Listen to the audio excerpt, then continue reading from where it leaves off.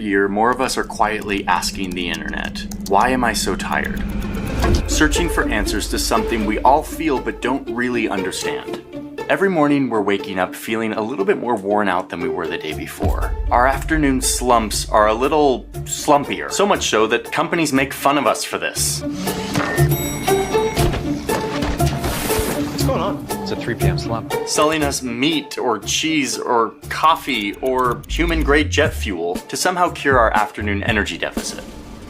Now listen, this isn't a video where I'm going to tell you to just get more sleep or to stop looking at your phone before bed, which all of those things you should do. But I want to approach this question a little differently. I want to look at the bigger reasons why we're all so tired. A lot of those reasons have to do with what's happening right now during the day. Like right now while I'm filming this, things are happening in my brain and your brain that will make us more tired later on today and tomorrow. It'll affect how long and how well you sleep and whether or not you feel refreshed in the morning.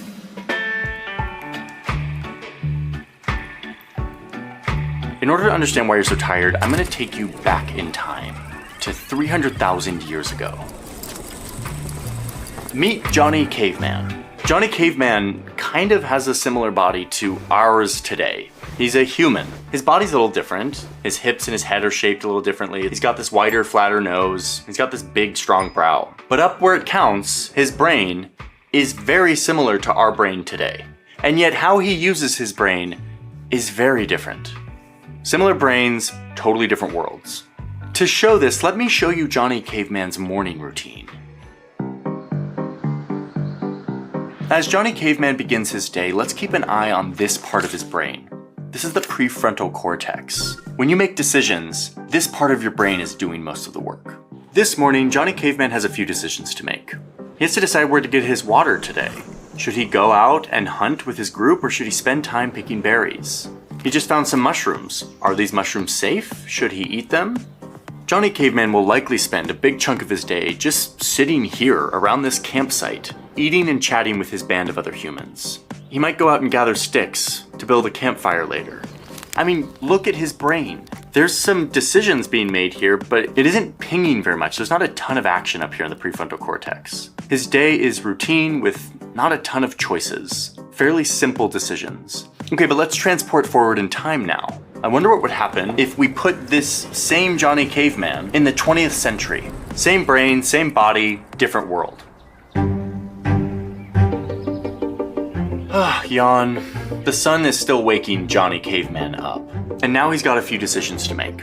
He decides to shave before he goes to work. What's for breakfast? Apples again? I think I'll have a peach. Now off to work. The world's gone through the Industrial Revolution, so he spends his day at a factory where he's repeating tasks over and over. He's definitely making more decisions than Johnny Caveman was, but the prefrontal cortex isn't pinging a ton. It's not a lot of action up here. Okay, how does Johnny Caveman do in 2024? Did I get enough sleep last night? Where's my phone? Is my kid's concert today or tomorrow?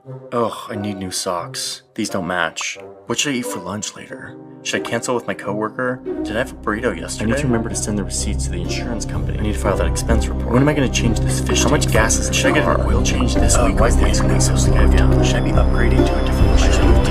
It's 8:30 in the morning and I've already made a ton of decisions. Way more than Johnny Caveman or the Johnny from the 20th century. These decisions are complex, they are abstract, they are high stakes. My prefrontal cortex is going bananas. One estimate I read said that modern humans make 35,000 decisions every day. We make more than 200 decisions about food alone. Okay, I get it. Modern life is full of a lot of decisions, but like, I'm not running from tigers anymore. Like, I don't have to scavenge and hunt for my food. Shouldn't I be less tired? I'm using my brain instead of my body. And I'm doing way less physical work. I mean, we've got washing machines and dishwashers and automatic head massagers and at-home spas. And damn it, we even have lazy boys. Shouldn't I feel more rested because of all of this? Okay, and here's where we come to the answer to the question, which is we gotta look at that prefrontal cortex again and see what's actually going on when you make all of these decisions. It's a part of a war that is happening between you and the modern world. This war is being fought on two different battlefields, daytime and nighttime. Dayman, fighter of the night man, champion of the sun. So we're in this daytime battlefield, and you're making a bunch of decisions. We've talked about that. Let's see what's happening here in the brain. When you're making decisions, there's an electronic signal, like a pulse, that is traveling between regions of the brain along these wires called neurons. You've got like almost 100 billion of these things, and they all are forming this giant network, tons of connections. And they all send signals to each other. That is what decisions and actions are. But in order to send these signals between the different parts of the brain, you need a very important chemical called glutamate. Glutamate makes all of this happen. It's a neurotransmitter. It helps everything talk to each other. But look, after you make the decision, the glutamate kind of sticks around. And as you make more and more decisions, glutamate starts to build up and it starts to clog the system, which new research suggests makes decisions harder because the whole system is clogged, which makes you feel fatigued. Make a bunch of decisions, you feel tired, even if you didn't lift a finger. It's like as if your brain were a big city. All of these roads are the neurons and synapses that you use to make decisions. It's all functioning nicely, everyone can flow, but the more decisions you make, the more trash you produce. And the trash starts to pile up. Trash collectors will eventually move this trash out, but if you're producing a ton of trash, it starts to pile up, and it eventually starts to block the streets, making it much harder for the cars to move along, meaning for your brain activity to do what it's supposed to do for you to make decisions. This is what it looks like when you're really tired. It's 11:30 a.m. here at my desk, and I've made so many decisions. I haven't done any strenuous work, but I'm drowning in glutamate and feeling tired. By the way, this is like brand new research from the Paris Brain Institute, and it is still being worked out how this works or exactly what it looks like. You can check my sources to fact check everything I say in this video, but look at this paper specifically. It's pretty interesting. So I'm going to jot this down on my list of why we're so tired. I'll be making this list and the solutions on what we can do about it. A lot of cultures have a solve for this. It's called biphasic sleep, which is just a cool sounding name for a nap in the afternoon. People usually around like the Mediterranean take naps from the hours of like 2 to 5. They rest, they reset. Research found that people who take siestas have increased brain functioning and are 37% less likely to die of heart disease. But here in the United States, we pledge to not sleep on the job. We will never take naps like those failing socialist countries in the Mediterranean. No. The hustle never stops here in America. Sorry, I recently watched Top Gun and I'm just feeling really patriotic right now. That's right. I am dangerous. So our brains, which are the same as Johnny Caveman's brains, aren't totally set up to make all of these decisions without feeling very tired. I mean, it kind of makes sense. We've got these caveman brains living in 2024. This is called evolutionary mismatch. Our brains haven't caught up with our lifestyle, with our world, and all of the decisions that we are required to make to just be normal modern humans. So what do we do about this? Well, you can take siestas, which is like not something I can do in my life. I'm just not set up for it here. Sorry, guys. But that would be a way to clear out some glutamate and reset. But the biggest takeaway for me is just limit how many decisions I have to make every day, which is not easy, but there definitely are ways to do it. I've started choosing the outfits that I'm going to wear for the week on Sunday, so that in the morning when I wake up, I'm just like, oh, the outfit's already chosen. Or you could go full Steve Jobs, Mark Zuckerberg style and just wear one thing so that you can have a closet that looks like this. Which... Meal planning. That's another one. On a Sunday, we've started like writing down every meal we're gonna have during the week. And that makes life way easier when you're at the end of a day of work and you are feeling tired. A big theme in today's video is information, how much information our brains are met with these days. And even as a journalist, it's my job, and I get stressed out by the amount of information out there. One of the tools we use to sift through all of this is actually the sponsor of today's video. Ground News is a website and an app that takes news stories from all around the world and aggregates them into one place, and then gives you a ton of information about that story and its sources. Instead of an algorithm, you are in control with Ground News. This tool allows you to see what political bias exists in the different articles, how reliable each source is, who owns these different publications, a whole other level of transparency that allows you to feel confident in the news you're reading. One of my favorite parts about Ground News is it helps you keep an eye on your own reading habits. It gives you this dashboard where it shows shows you some insights, like the top sources that you rely on and how reliable they are. And my favorite of these insights, the blind spot feed. When you're navigating so much information, it's hard to remember that sometimes you are in a very different news bubble than everyone else. The blind spot feed helps you see this by giving you articles that you wouldn't naturally click on or be exposed to, helping you fill in your perspective, challenge your biases. I value this kind of thing so much as a critical thinker and as someone who is worried about echo chambers and biased in today's news landscape. So if you are tired of letting social media companies and sensational headlines decide what you click, Ground News might be for you. It's a great way to sharpen your critical thinking skills and to stay informed while doing it. If you want to try this out, you can get a big discount if you click the link in my description. It's ground.news/Johnny Harris. You can also use this QR code on screen if that's more convenient. This will allow you to get 40% off the Vantage plan, which is all of these tools I've talked about today. So thank you, Ground News, for sponsoring today's video. With that, let's dive back in to why we are so tired. There's one more chemical we have to talk about for this daytime battle, and it's called adenosine. It is this very clever evolutionary feature of our brain that's basically like a signal to our brains that tells us when it's time to rest. As you go throughout your day, thinking and doing things, this adenosine builds up, and it kind of signals to your brain that you're tired. It signals that you should feel sleepy and hopefully makes you go to sleep. But being industrious humans focused on progress, we found a substance that will block the buildup of adenosine. It's called caffeine, making caffeine the most popular drug in the world. It blocks adenosine, this natural signal of you should be tired and sleep, and allows us to keep operating as if the adenosine doesn't exist. But guess what? The caffeine doesn't last forever. It eventually wears out, and all of this adenosine that had built up comes flooding into your brain like a megaphone saying, hey, you're really tired, and we're finally able to tell you. This is called the afternoon crash. My solution to this is like the greatest thing in the world, and it's called a coffee nap. When you nap, your body gets rid of the adenosine. It's like the adenosine clearing hour. And if you drink caffeine, then you get this like multiplier effect where all the adenosine is gone and the caffeine just comes in. It doesn't have to block any adenosine, and it's just ready to like hype you up. Drink a quick coffee, lay down for just 15 minutes. It's amazing. Coffee naps. Add it to the list.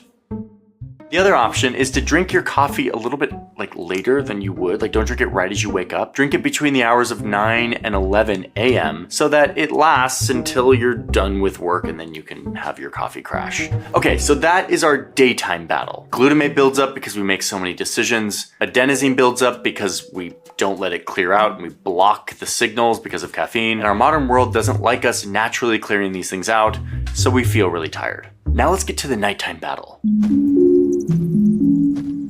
Everyone says we should get 7 or 8 hours of sleep, but when you go to bed and when I go to bed is probably different. Back in the Johnny Caveman days, groups of humans couldn't leave their camp unattended at night. So we evolved to have different sleep times so that some of us could stay awake and guard the camp and others could sleep.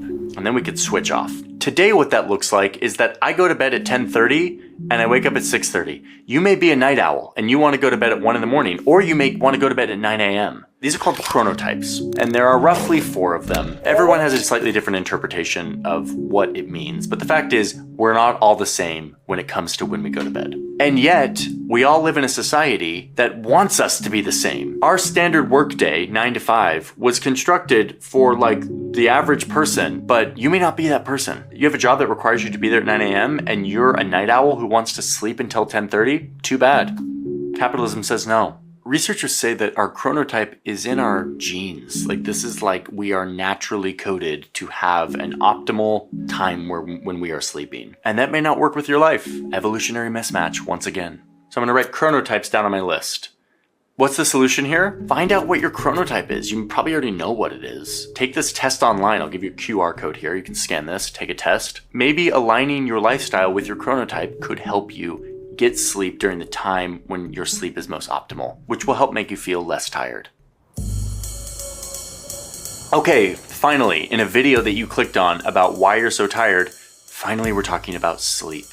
Sleep definitely matters. And I think there's actually a lot of great videos and literature, books, whatever, on sleep and how to optimize sleep. Our brains catalog all these memories. All the sensory input and memories from the day get cataloged. Our muscles and our circulatory system, they all get to relax and take a break, which is super vital. And as we talked about earlier, we clear out a lot of like the byproducts from living life, the glutamate, the adenosine, all of the kind of toxins and byproducts that we accumulate from a day. This is all super important, but not all sleep is created equal. And what we do in the hours leading up to bed can make a big difference. So let's see what this looks like using an example. As we're following along, let's track my chemical levels. I get home around 8 p.m. I whip up some of my famous macaroni and cheese before sitting down to my desk because I've got a little more work to do. Now, my chronotype is the lion, which means I kind of want to go to bed like at 10. I'm getting kind of tired. So I pour myself a cup of coffee to fight off all the adenosine that has been building up in my brain. Okay, I finish up my work. It's 2 hours past when I normally go to bed, but I need some time to wind down. Here I am making more decisions on Netflix. And look, even though it's nighttime outside, this giant TV screen is emitting light. My brain thinks this is the sun. It thinks it's daytime. So it blocks the release of melatonin. Melatonin is a chemical that we need to shift our brain from wakefulness to sleep. Finally, after some Netflix, I feel like I've wound down and I'm gonna go to bed. It's 2 a.m. I turn off the TV and I get a little bit of melatonin, but not nearly enough to feel tired. I've got a ton of adenosine in my brain, but it's not registering. I should be feeling tired, but all of this adenosine is blocked by the caffeine I had earlier. One more look at my phone to set my alarm. Gotta check Instagram really quick. Eventually the caffeine wears off, the adenosine comes flooding in, and I fall right asleep. But it's now 3 a.m. My body goes through the important process of clearing out all these chemicals. It's a slow process. I need time to do this. My body's making great progress, and then it's been 5 hours, which is just not enough time for our bodies to take out all the trash. My brain still kind of looks like this. I'm gonna start my day with all of the residual glutamate chemicals swirling around in my brain as I start to make new decisions and accumulate more glutamate, more adenosine that I'm gonna block with caffeine. So I guess I'm gonna add the obvious one to my list.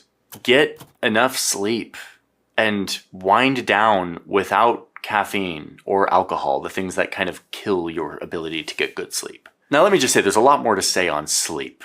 It's very well documented. There's a lot of like pop science books about sleep. I didn't want to go into those now because I feel like they're easily accessible, but you should definitely check out my sources if you want to learn more about preparing for good sleep and having good sleep and why it matters. So this is my list. Here it is, why we're so tired and what we can do about it. It's not exhaustive, but it includes the lesser covered aspects of fatigue that I have found very compelling and that have affected how I approach my day-to-day life. In short, it's not just because we look at our phones before bed that we're so tired. There's a lot more going on. And a lot of it has to do with life, modern life, and these brains that we have that were evolved for a very different time. There's a lot of upside to the fact that we don't live in caves next to campfires hunting for our food. But one of the downsides is that we feel this very specific kind of fatigue. It's often mental fatigue. And now I understand why. I'm not going to dramatically change my life because of these findings, but I now at least have a list of a few things that I can tweak to maybe feel a little less tired. Hey everyone, thanks for watching. I had a question for anyone still watching. Would you be interested in buying some of my old maps? I've got like hundreds of maps that I've collected over the years, and I am thinking about opening a map store. I could scan them and sell prints on really nice paper, or I could sell you the originals, or I could do both. Let me know what you think. This is like an early idea, and I'm just curious. I want to hear from you all. Most people have left by now, and so it's just a few of you. So just like leave a comment if you have heard this and let me know. I also wanted to make sure that everyone knows about our new channel called Search Party. Not so new, it's about a year old now, but it is started by my old colleague Sam Ellis. It is a focus on geopolitics and global sports. It's a fantastic channel, very concise, beautiful videos that I learn a lot from, and you should go check it out. Thanks so much for watching. I'll see you in the next one.